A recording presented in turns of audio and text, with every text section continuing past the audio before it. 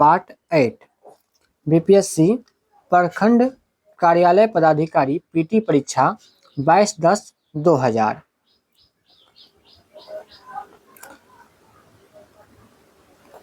प्रश्न संख्या 1, संपूर्ण रूप से नेट पर निकाला गया सर्वप्रथम ई पुस्तक राइडिंग दी बुलेट का ग्रंथकार कौन है? राइडिंग दी बुलेट के लेखक कौन है? तो इसका सही आंसर होगा स्टीफन हॉकिंस। राष्ट्रीय जलमार्ग नंबर 1 यानी राष्ट्रीय जलमार्ग नंबर 1 किन दो शहरों को जोड़ता है? प्रयागराज और हल्दिया को। आज की तकनीकी दुनिया में WML का संक्षिप्त रूप क्या है? WML का संक्षिप्त रूप वाइड मार्कअप लैंग्वेज है। मौर्यों के बाद दक्कन एवं मध्य भारत में सबसे प्रसिद्ध राजवंश कौन था? मौर्यों के बाद दक्कन एवं मध्य भारत में सबसे प्रसिद्ध राजवंश कौन था? तो इसका सही आंसर होगा सातवाहन राजवंश। सिंधु घाटी सभ्यता की लिपि क्या थी? सिंधु घाटी सभ्यता की लिपि क्या थी? तो इसका सही आंसर होगा उद्वाचन योग नहीं, मतलब कि उसे पढ़ा नहीं गया है, इसे पढ़ने योग इसकी लिपि नहीं है, जो कि अभी तक किसी के द्वारा नहीं पढ़ा गया है। बिहार के प्रसिद्ध संत मखदूम शरफुद्दीन मनेरी किससे संबंधित थे? मखदूम शरफुद्दीन मनेरी फिरदौसी से संबंध थे। एक विशेष क्रम अथवा सिलसिला के शिक्षक द्वारा मनोनीत उत्तराधिकारी के लिए सूफियों द्वारा किस पद का प्रयोग किया जाता था? इसका सही आंसर होगा वली का। एक विशेष क्रम अथवा सिलसिला के शिक्षक द्वारा मनोनीत उत्तराधिकारी के लिए सूफियों द्वारा वली पद का प्रयोग किया जाता था। 1420 ईस्वी में विजयनगर साम्राज्य का भ्रमण करने वाला पर्यटक निकोलो कॉन्टी कहाँ का था? निकोलो कॉन्टी कहाँ का निवासी था? निकोलो कॉन्टी इटली का निवासी था। शुंग राजवंश का प्रतिष्ठाता कौन था? शुंग राजवंश के प्रतिष्ठा पुष्यमित्र थे। शेरशाह के शासनकाल के दौरान किसानों को एक कर देना पड़ता था, उस कर से संबंधित दस्तावेज को क्या कहा जाता था? तो उस दस्तावेज को पट्टा कहा जाता था। शेरशाह की भव्य समाधि कहाँ है? शेरशाह की समाधि सासाराम में है। भारत के किस क्षेत्र में सूफीवाद का क्रम सुहरावर्दी जनप्रिय है? सूफीवाद का क्रम सुहरावर्दी किस क्षेत्र में, भारत के किस क्षेत्र में जनप्रिय है? तो इसका सही आंसर होगा सिंध में। लक्षद्वीप की राजधानी कहाँ है? लक्षद्वीप की राजधानी कावारती है। कौन सा अक्षांश झारखंड से होकर गुजरता है? कौन सा अक्षांश झारखंड से होकर गुजरता है? इसका सही आंसर होगा कर्क रेखा झारखंड से होकर गुजरता है। काजू का सबसे बड़ा उत्पादक राज्य कौन सा है? काजू का सबसे बड़ा उत्पादक राज्य केरल है। उत्तर प्रदेश के बाद कौन सा राज्य ईख के उत्पादन में अग्रणी है? उत्तर प्रदेश के बाद महाराष्ट्र ईख के उत्पादन में अग्रणी राज्य है। भारत में सर्वप्रथम उर्वरक संयंत्र कहाँ स्थापित किया गया था? भारत में सबसे पहले उर्वरक संयंत्र कहाँ स्थापित किया गया था? इसका सही आंसर होगा सिंदरी में। भारत के जनजाति में सबसे अधिक जनसंख्या किसकी है? भारत के जनजाति में सबसे अधिक जनसंख्या किस जनजाति की है? तो इसका सही आंसर होगा संथालों की जनसंख्या सबसे अधिक है। जब राज्य विधानसभा द्वारा अनुमोदित किसी बिल को राज्यपाल ग्रहण करता है, तब केंद्र के अभिकर्ता की हैसियत से राज्यपाल को क्या करना सबसे उपयुक्त होगा? तो राज्यपाल को क्या करना चाहिए इस स्थिति में? तो राज्यपाल बिल को राष्ट्रपति के पास भेज देना चाहिए। लोकसभा में एंग्लो भारतीय प्रतिनिधि को किस अनुच्छेद के तहत मनोनीत किया जाता है? एंग्लो भारतीय प्रतिनिधि को किस अनुच्छेद के तहत मनोनीत किया जाता है? तो अनुच्छेद 331 के तहत। भारत में राज्यसभा में भारत के राष्ट्रपति द्वारा मनोनीत सदस्यों की संख्या कितनी है? राज्यसभा में भारत के राष्ट्रपति द्वारा मनोनीत सदस्यों की संख्या 12 है। 12। राज्य को सहायता अनुदान राजस्व अनुशंसित कहाँ होता है? राज्य को सहायता अनुदान राजस्व कहाँ से प्राप्त होता है, अनुशंसित कहाँ से होता है? तो वित्त आयोग के द्वारा। कौन तिलहन शस्य भारत में सबसे अधिक उत्पन्न होता है? तिलहन शस्य भारत में सबसे अधिक उत्पन्न होता है तो मूंगफली। किसी व्यक्ति का अवैध निरोध के मामले में न्यायालय द्वारा जारी कृत आदेश कौन सा है? तो इस आदेश कौन सा आदेश है? Habeas corpus.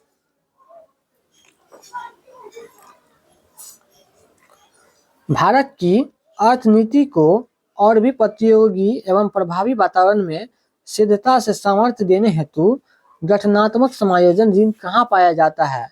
गठनात्मक समायोजन ऋण कहाँ से मिलता है भारत को? तो विश्व बैंक से, वर्ल्ड बैंक से। भारत के राष्ट्रीय आय का सही गणना करने में क्या एक समस्या है?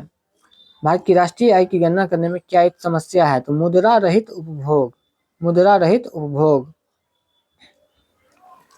आय में वृद्धि के साथ कर जो किसी व्यक्ति के आय को उच्चतर अनुपात में ले लेता है उसे क्या कहते हैं? अग्रगामी कर। आबकारी शुल्क किस पर कर है? पन्ने का उत्पादन पर। आईडीबीआई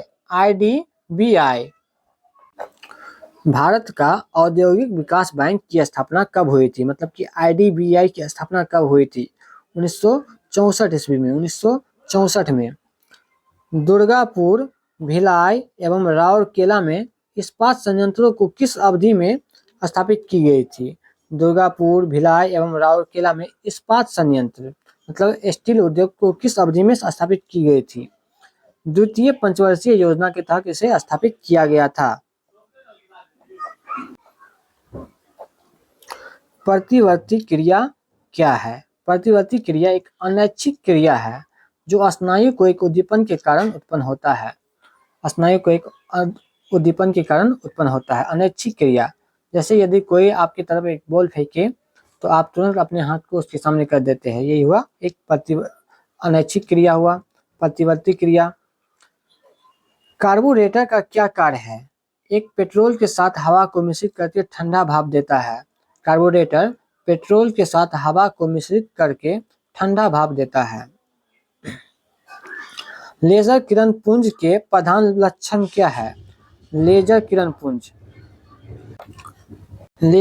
पुंज का प्रधान लक्षण क्या है? लेजर किरण पुंज एक उच्च तीव्र संकीर्ण किरण पुंज है। यहाँ पे यदि हम देखें प्रतिवर्ती क्रिया के लिए जिम्मेदार कौन होते हैं? प्रतिवर्ती क्रिया के लिए तो प्रतिवर्ती क्रिया के लिए मेरु रज्जु जिम्मेदार होते हैं। चुंबकीय क्षेत्र किसके साथ अन्योन क्रिया नहीं करती है? चुंबकीय क्षेत्र किसके साथ अन्योन क्रिया नहीं करती है? तो इसका सही आंसर होगा स्तब्ध, यानी कि स्थिर आवेश के साथ अन्योन क्रिया नहीं करती है। एक एकल स्थिर घिरनी का प्रयोग किसके लिए किया जाता है? एक एकल स्थिर घिरनी का प्रयोग किसके लिए किया जाता है? आयास के अनुप्रयोग की दिशा में परिवर्तन करने के लिए। एक विद्युत तापक की कुंडली किससे बनी होती है? विद्युत तापक की कुंडली नाइक्रोम से बनी होती है। एक प्रतिरोध में से होकर प्रवाहित धारा 4 गुना वर्धित हो जाता है। विस्तृत ऊष्मा कितना बढ़ जाएगा? जब धारा 4 गुनी बढ़ जाती है तो ऊष्मा कितना गुना बढ़ जाएगा? तो इसका सही आंसर होगा 16 गुना। 16 गुना ऊष्मा बढ़ जाएगी। परिष्कृत में ताप अस्थायी का क्या कार्य है? परिष्कृत में ताप अस्थायी का क्या कार्य है? तापक्रम को नियंत्रण करना। परिष्कृत यानी रेफ्रिजरेटर। कौन सा रासायनिक अपक्षयन प्रक्रम चूना पत्थर को सबसे अधिक प्रभावित करता है? चूना पत्थर को सबसे अधिक प्रभावित कौन करता है? तो जल योजन, जल प्रवाहित करने पे चूना पत्थर सबसे अधिक प्रभावित होता है। सोडा अम्ल अग्निशामक में किस किस के बीच अभिक्रिया होती है? सोडा अम्ल अग्निशामक में किस किस के बीच अभिक्रिया होती है? तो सोडा अम्ल अग्निशामक में सोडियम बाइकार्बोनेट और सल्फ्यूरिक अम्ल के बीच प्रतिक्रिया होती है। किस प्रक्रम में वेनेडियम पेंटाऑक्साइड को एक उत्प्रेरक के रूप में प्रयोग किया जाता है? तो इसका सेंस होगा संस्पर्श प्रक्रम, संस्पर्श प्रक्रम। वल्कनीकरण क्या है? वल्कनीकरण क्या है? रबर को सल्फर के साथ गर्म करके सख्त करने की विधि को वल्कनीकरण कहते हैं। रबर को सल्फर के साथ मिला के उसे कठोर बनाने की विधि को हम वल्कनीकरण कहते हैं। जब एसीटिलीन को बेयर अभिकर्मक में से होकर गुजारा जाता है तो गुलाबी रंग निकलता है। एसीटिलीन को जब बेयर अभिकर्मक में से होकर गुजारा जाता है तो गुलाबी रंग निकलता है। यह किसके बनने के कारण होता है? तो यह औद्जलिक अम्ल के कारण होता है, औद्जलिक अम्ल बनने के कारण होता है।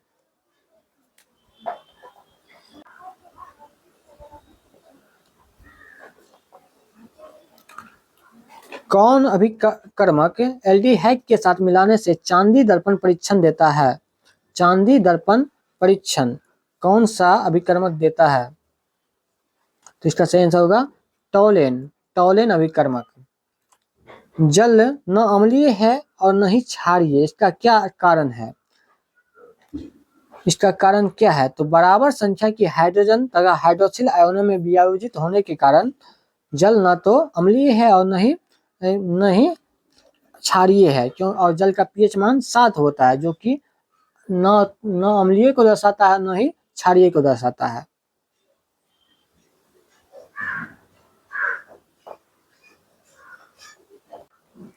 शरीर में हीमोग्लोबिन का क्या कार्य है? शरीर में हीमोग्लोबिन ऑक्सीजन का परिवहन करता है और हीमोग्लोबिन हमारे आरबीसी मतलब कि रेड ब्लड सेल में होते हैं।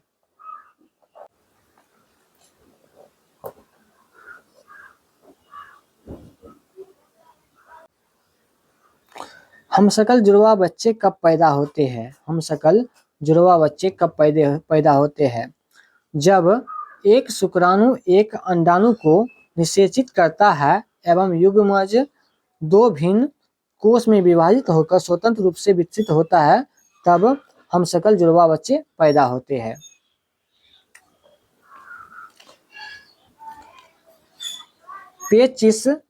पेचिश एवं इन्फ्लुएंजा कैसे होता है? पेचिश जीवाणु के कारण होता है और इन्फ्लुएंजा विषाणु के कारण होता है। शहरी जनसंख्या की तुलना में कृषि कर्मियों को ज्यादातर किस रोग से बीमार पड़ने का खतरा होता है? कृषि कर्मियों को किस रोग से ज्यादा बीमार पड़ने की खतरा होती है? तो अंकुश कृमि की बीमारी से, अंकुश कृमि के बीमारी से कृषि कर्मियों को ज्यादा खतरा होता है। हृदय रोगियों को क्या ज्यादा नहीं लेना चाहिए? जिससे हृदय संबंधी रोग है उसे क्या ज्यादा नहीं लेना चाहिए? तो इसका सही आंसर होगा वसा ज्यादा नहीं लेना चाहिए।